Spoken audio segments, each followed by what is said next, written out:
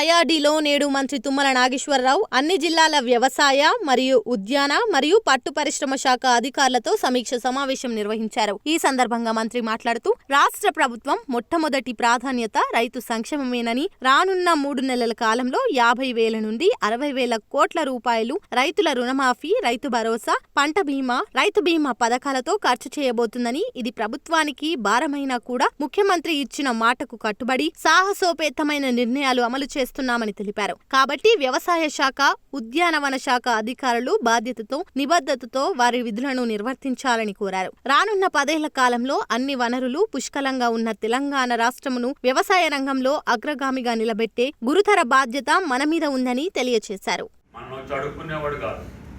కాబట్టి ఆయన కష్టాల్లో ఉన్నప్పుడు, ఇబ్బందుల్లో ఉన్నప్పుడు, ప్రకృతి సహకరించినప్పుడు, మార్కెటింగ్లో ఇబ్బందులు వచ్చినప్పుడు, లేదు ఎరువులు, విత్తనాలు, మందులు కొరత వచ్చినప్పుడు మనం మనసు పెట్టి ఆడతారు నిలబడాల్సినటువంటి అవసరం ఉంది.